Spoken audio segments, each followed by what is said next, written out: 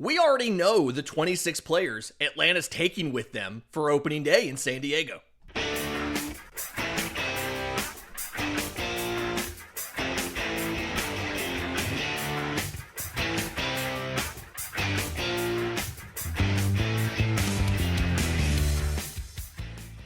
Yes, welcome on in to Braves Today for Thursday, March 20th. Your source of news, notes, and updates on your Atlanta Braves. I'm your host, Lindsay Crosby. You can follow me on Twitter and Blue Sky at Crosby Baseball. You can follow the show on Twitter, Braves_today.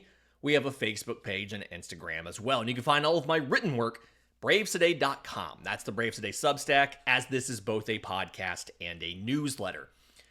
And with the recent roster moves that this team has made, it feels like it's pretty clear who the 26 players are going to be that leave town at the end of this weekend and head out to Arizona and then San Diego for opening day. Quick reminder on how this works.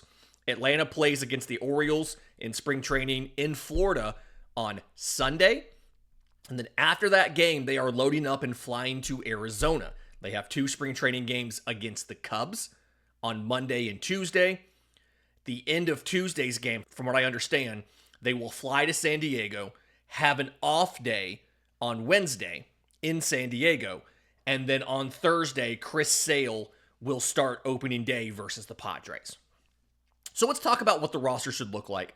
Talk about some of those moves that were made, because some of them were made pretty recently, and figure out who's going to go where and in what role. And the easy part of this, the very easy part of this projection, is the position player group, because there is likely zero surprises here, okay? Your starters on opening day are going to be Drake Baldwin behind the plate at catcher. Is it possible Chadwick Tromp is maybe the guy and gets the first start to catch Sale simply because Sale's been complimentary of him? Maybe. Sale's been complimentary of Drake Baldwin. It feels like it's going to be Drake Baldwin. We'll see what happens. But Drake Baldwin, Chadwick Tromp's the other catcher on the roster. Matt Olson at first base, Ozzie Albies at second, Orlando Arcia, whether it's deserved or not, at short, Austin Riley at third, Jurickson Profar in left, Michael Harris II in center, Jared Kelenic in right, and Marcell Ozuna at DH. Your bench would be Tromp, like we mentioned. Nick Allen is your infield backup. Brian De La Cruz is your outfield backup. He's in a platoon in right field with Jared Kelenic. And then Eli White making the roster over Luke Williams as your utility man. That's all pretty standard, right? Sean Murphy starts off the year on the injured list. Ronald Acuña Jr. starts the year on the injured list. Those moves would need to be made. I don't know the official deadline. I don't know if it has to be on Thursday, if it can be on Wednesday, but those moves have to be made by the time of that first game. So there's your position player group. And I think the big thing here is how you were able to avoid injury with several of these guys, right? You look at Jurickson Profar, had that scare where he rolled over his wrist. Friend of the show, Justin Toscano, reported that Profar played in a minor league game on Wednesday.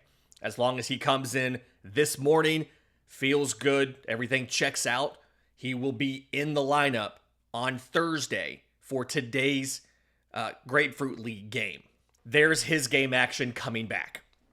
We were a little bit worried about would he have enough time to get right, but he could have Thursday, Friday, Saturday, Sunday, 6 spring training games, conceivably, before opening day. So you feel like he should be okay, and he should be able to play and be fine.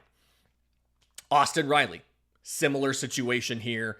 He didn't miss I think really any time. He came back and played the next day with that hit by pitch on the hand. All the reports and everything were negative, so he's okay.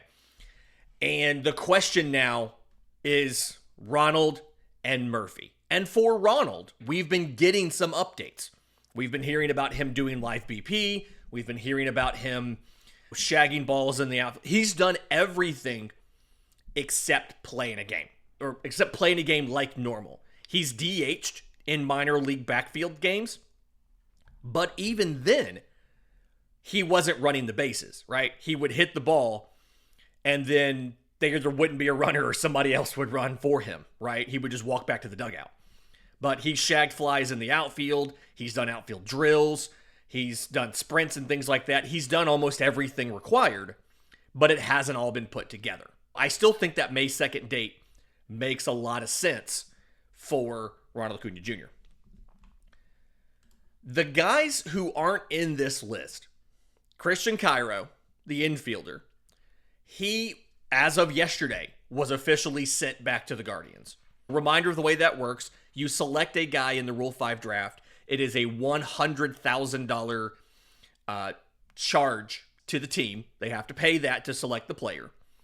And then if you end up not keeping the player, you offer him back to his original organization, you get $50,000 if they take him back. They pay $50,000 to take him back. So, in essence, the Braves paid $50,000 to evaluate Christian Cairo in the spring to see if he could be a major leaguer this season. And if you think about it, $50,000 to see if you can find another shortstop option isn't a bad price to pay. So with that move, with him going back, your middle infield depth now. Again, Nick Allen's on the roster. He's your primary backup infielder. Luke Waddell, NRI to camp. Rule 5, eligible but not selected. 26, I think he's 26, will turn 27 this year. He's going to be in AAA for another season. Below that, you have Cal Conley. At some point in time, we don't know when, at some point in time, Nacho Alvarez will be back in 2 games. He did not play at the major league camp after that wrist injury against the Nationals. There's been no word on whether that's a lingering injury or whatever it may be, but he will be more middle infield depth. Again, I don't really think he's going to be a shortstop. If something happened to Orlando Arcia and they had to call somebody up, Nacho's probably the guy that gets called up, but Nick Allen's probably the guy that plays every day. Just take that for what it's worth. They also probably at that point, they also probably look outside the organization for depth, right? At third base, Charles LeBlanc, to my understanding, is still in the organization. At first base, Garrett Cooper, to my understanding, is still in the organization. You did also in the middle infield, I forgot about these guys. You did also send down Eddie Alvarez and Jose Devers. Devers, former top prospect of the Marlins, second baseman and shortstop, right? Eddie Alvarez, to my knowledge, hasn't played a lot of short. It's like a second base utility profile, right? He can play some corner outfield and things like that. He's also 35 years old, and he has less than 1 full year of service time in the majors. So fringe major leaguer. But both of those guys are available as middle infield depth should you need it. So you have plenty of depth in the infield, but nothing that's near the level of a starter. In the outfield, Carlos D. Rodriguez was optioned down to AAA Gwinnett. You have him. You have multi-years of control over him. Jake Marisnick, Connor Capel are also both there. They were NRIs. You'll have them as depth as well. And Eli White can play the outfield. So you feel like you have okay depth should something happen. Oh, catcher. Sandy Leon was sent back to Gwinnett. As far as I understand, he will actually be there. He's not opting out or leaving the organization. They also signed James McCann. There you go. James McCann is absolutely, probably going to be up at some point in time this year as a backup if they're not happy with Chadwick Trump. Okay. Or if Sean Murphy has injury issues and Drake Baldwin struggles, if Murphy continues to be hurt, has a setback in his rehab, whatever, and Drake Baldwin struggles, that may be when you see James McCann come up. None of the position player decisions are questionable, right? We all knew who those guys were going to be. It's the pitching staff that I think is really interesting. Let's break that down next, right here on Braves Today. But first, today's episode is brought to you by our friends at Chinook Seedery. These are bigger and better sunflower seeds, full of flavor, 8 unique flavors. and just a really good company to work with. So if you love sunflower seeds, Chinook Seedery is the place to get the best possible seeds. You can do a variety pack where you get samplers of every single flavor. You can build your own custom pack if there's certain ones you don't like. The flavors, 8 flavors. Original, lemon pepper, that's the custom flavor of Royal shortstop Bobby Witt Jr., jalapeno ranch, Parmesan and pepper, cinnamon toast, dill pickle, hatch chili, and smokehouse barbecue. Do not sleep on the Parmesan and pepper. It doesn't sound like it would be that impressive. It's good, okay? Just know that they are good. Again, if you've never tried them, you can get the variety pack, the sampler of all 8 flavors, figure out which ones you like. Either way, whatever you're doing, if you're building your own, if you're getting the variety pack, or you just want to buy the one bag, like multiple bags of the one flavor you like, ChinookSeedery.com, promo code BRAVES gets you 10% off your order. Again, ChinookSeedery.com, promo code BRAVES gets you 10% off your order. Oh, and free shipping over $40. Go check out Chinook Seedery today. Welcome back to Braves Today. Lindsay Crosby talking about the Atlanta Braves roster decisions that they have to make for opening day and how we pretty much know all the position players.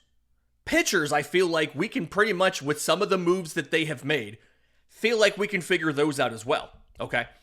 So, rotation first. I think this is very obvious. There's one big conversation that we need to have in here. But, Chris Sale, opening day starter. Spencer Schwellenbach, honestly, right now, is likely your number 2.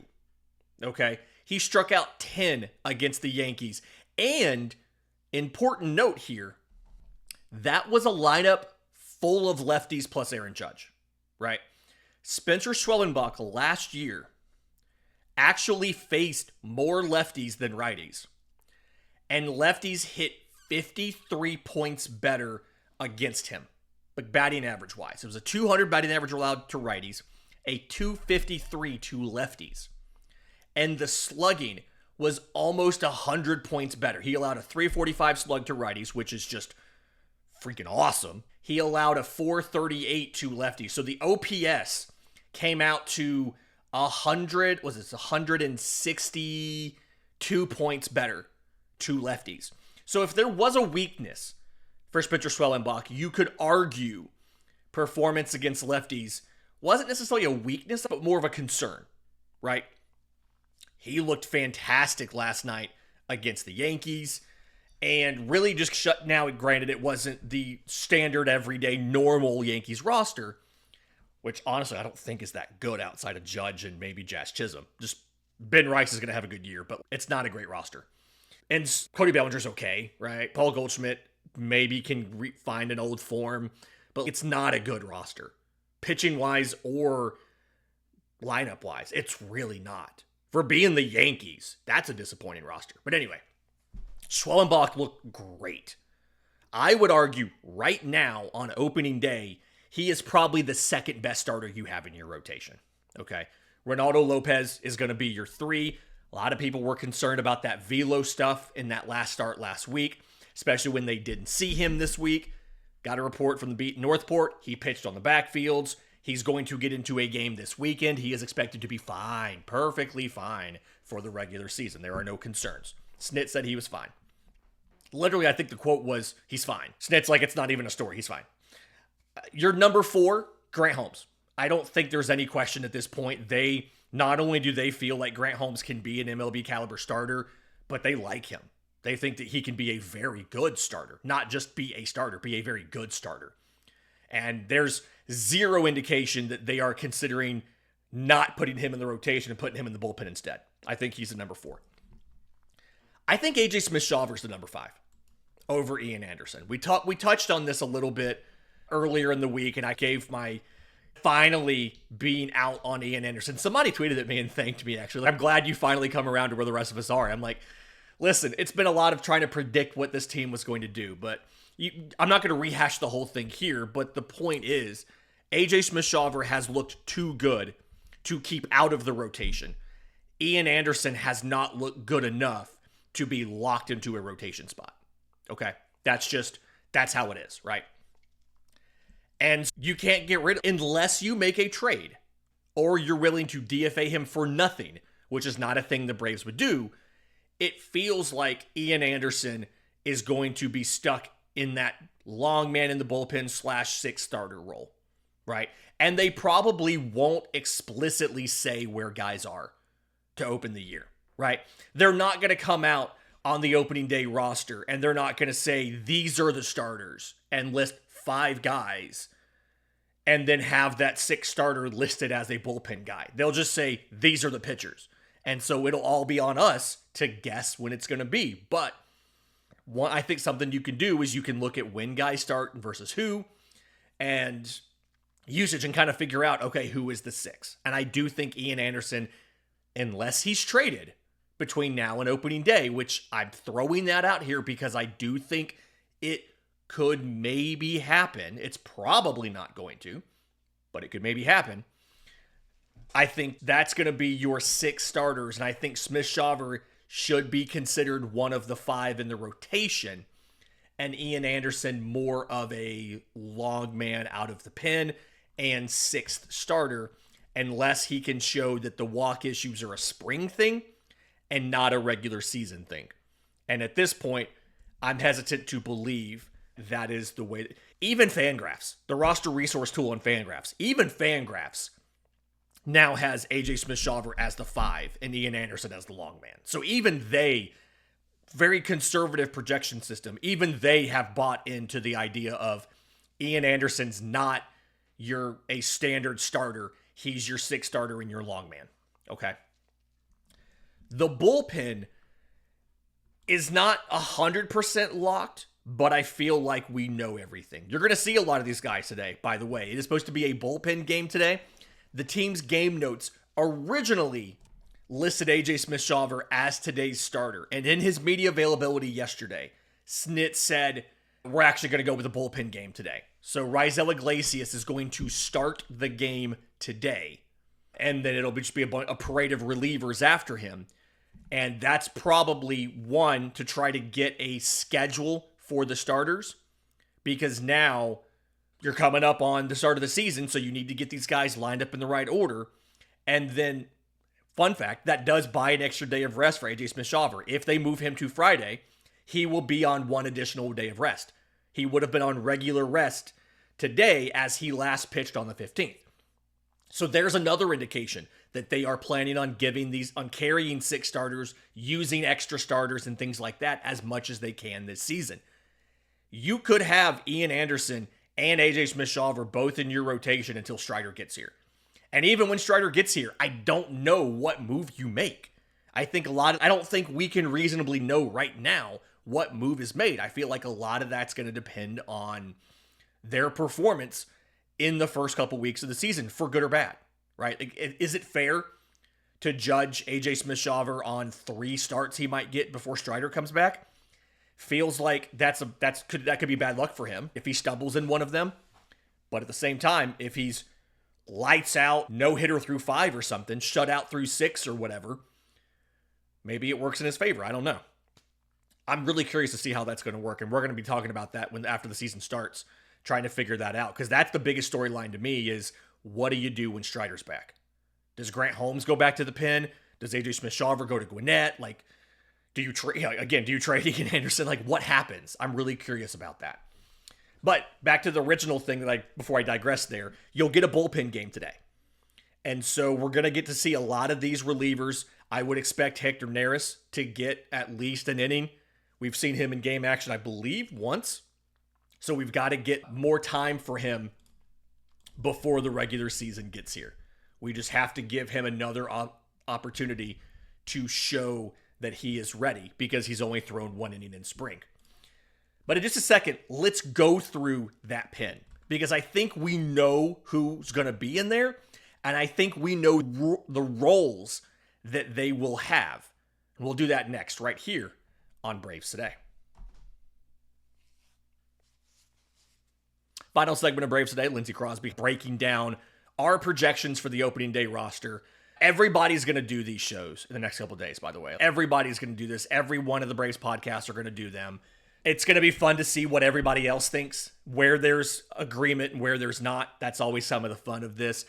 Truth be told, I don't listen to a bunch of other Braves podcasts all the time, simply because I don't want to be accused of stealing from whatever they did, right? I have the ideas I'm going to do. I do check out what they're talking about. Like, I'll read the podcast synopses and things like that. And when I have free time, if something's interesting, I might go listen to it. But I don't listen to all of the other Braves pods. It's just, I don't want what I've seen with my eyes and my evaluations to be influenced by what somebody else thinks. Which, I get that, right? That might not be a good thing, right? Maybe I'm way off on something and everybody else feels differently than me and I should be listening to those other podcasts. But either way, get ready, because everybody's going to do these in the next couple days, right? Some of them may wait till next week, but again, I think we'll know because of the travel. I think we'll know by like Saturday or Sunday who's on the opening day roster, even if they don't officially announce that until Thursday or Wednesday, probably Wednesday. All right, your bullpen. Again, 4 roles locked into stone. Raisel Iglesias is your closer, okay? Again, he starts today's game. Dylan Lee and Pierce Johnson, I think, are your 2 setup men. Lee's going to be your lefty setup guy. Johnson's going to be your righty setup guy. Okay? And, by the way, BraveToday.com, on the Substack, I fleshed out all of these roles and I don't just have bullpen, right? Like, we have descriptors for all of these roles if you want to go read it. I think it's a decent piece. Aaron Bummer, he's your second lefty in the pen, but I think his role is going to be that fireman, right? You got guys on first and second and there's one out in a 1-run game in the 6th, right? Aaron Bummer's the guy you call on because Aaron Bummer, more so than anybody else on this roster, can get the ground ball. Now, you still have to turn it, right? His field and independent pitching and his ERA have had discrepancies multiple years of his career because you don't always convert the ground ball into an out or a double play or whatever, but he can get them. And so I think his role, and that's where I really want to see Snit use him, is going to him in those situations like that. Multiple runners on the corners, 1 out, right? A single scores a run. A ground out scores a run, probably, if you have a good runner on third and he gets a good break. If you can get a double play ball, you can end the inning and keep runs off the board. That's where Aaron Bummer needs to be used. Snit wasn't always as aggressive last year with going to him in those situations, and I think he needs to. I'm at the point where I believe Daysabel Hernandez will make the roster. All right, I was a little iffy on that. He hasn't had the most impressive spring. He's pitched 7 innings, 9 hits, 4 runs, 3 walks to 8 strikeouts. But at this point, you returned Anderson Pilar. You traded Angel Perdomo. You returned Anderson Pilar back to the Marlins in the Rule 5. Again, I was hoping they could make a deal, something minor, to get his rights, and it didn't work out. So they gave Pilar back to the Marlins, $50,000 back. Probably actually a massive expense for the Marlins to have to pay. I'm sure they weren't happy about that. And Perdomo traded to the Angels. So Daysabel Hernandez, to me, is making the roster in medium leverage, right? Maybe he's your 6th, 7th inning guy. But I do think that there's potential there, right? He's a guy you can groom to be a future back-end guy. Again, this is the final season of Raisel Iglesias under contract. You could always re-sign him, but this is the final year under contract for him. You're going to have to figure out a succession plan to Raisel Iglesias. Maybe that's Herson Waldrop. Maybe that's Daysabel Hernandez. Maybe that's a free agent next year. Who knows? But you can start working on something like that now. Speaking of backup plan to your closer, Hector Neris, I feel like, is going to be on the opening day roster. Everything we've heard is that they have seen what they need to see from him, despite it not coming in games. He's been doing minor league stuff. He's been doing live BPs. He was facing hitters before he signed with Atlanta. Everything we've seen is that, or everything we've heard is that the team has seen enough to put him on the roster. So I have him in that veteran reliever role. He could fill in at closer This is a thing you didn't have last year. If Raisel Iglesias is down, maybe you're trying to sweep a weekend series and he got saves in the first 2 outings. And you don't want to use him a third straight day. Because if you go look, he's not the best on a third straight day. Hector Neris is a guy with closing experience that you can throw into that 9th inning. I do think one of the underrated strengths of the 23 team, especially in the second half of the year, was Kirby Yates could do that for you. Kirby Yates was that veteran closer who could come in and could cover innings, like could get you a save if your normal guys were down. And you didn't really have that last year, right? You used Minter some, you used Jimenez some, but you didn't have that guy who had done this in his career and knew all of the tricks. Hector Neris gives you that guy.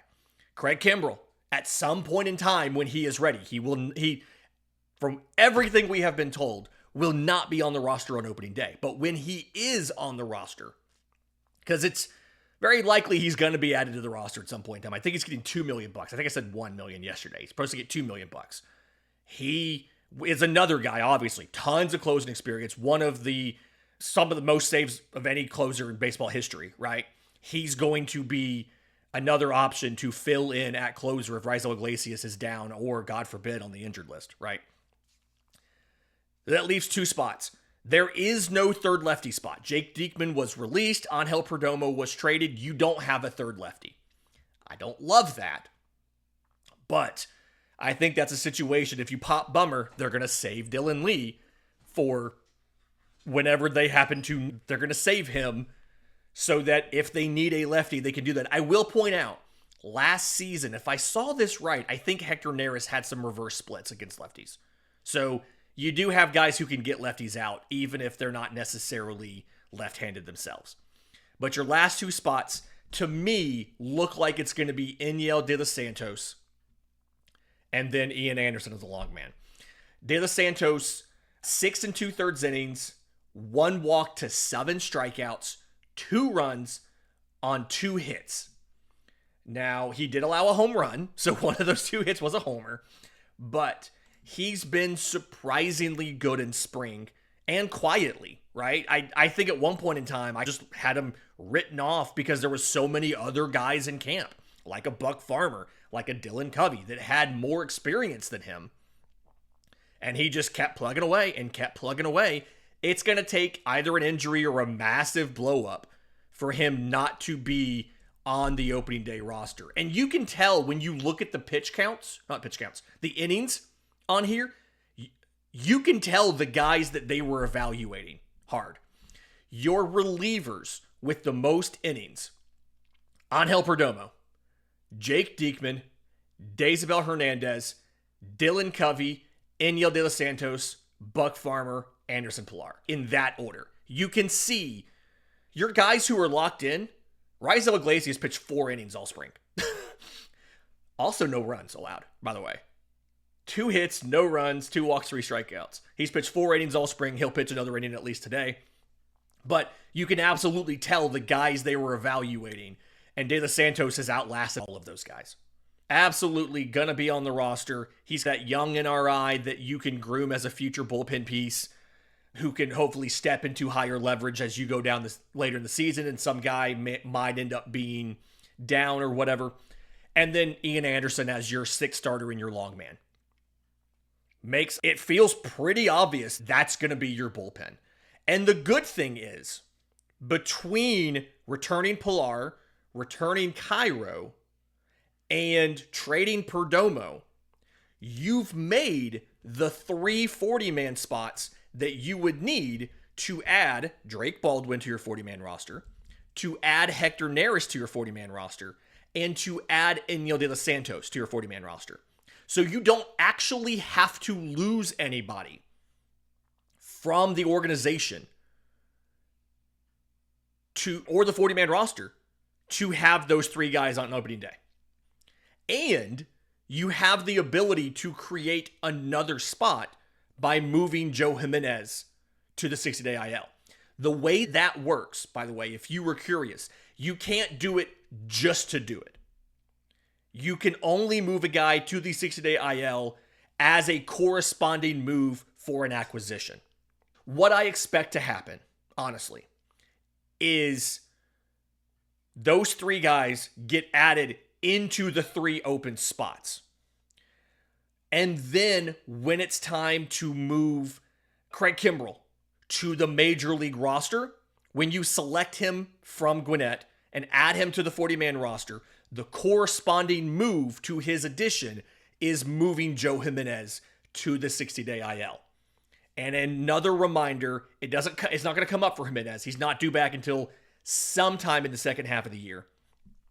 But Jimenez starting on the 15-day IL and then moving to the 60-day IL, the 60 days starts from when he first went on the injured list, not from when he went to the 60-day. If you don't have to move him to the 60-day until the start of June, that doesn't mean that he's out 60 days from June. He's out 60 days from when he first went on the injured list, which is going to be opening day. So just keep that in mind. It came up last year with Michael Harris. He got moved from the 15 to the 60 days, and people freaked out thinking he was going to be out for 2 more months from that date. The 60 days starts counting from when you originally hit the injured list, not the 60-day IL. It's just a classification thing. The difference is the 60-day IL gives you a 40-man spot in the meantime. Okay? This has been Braves Today for Thursday, March 20th. If you think I'm off base on this, let me know. If you think there's somebody who I don't have on the roster that should be on the roster, let me know. I'm on Twitter at Crosby Baseball. Shows on Twitter, Braves_today. You can email us, contact@bravestoday.com. Until next time, this has been Braves Today.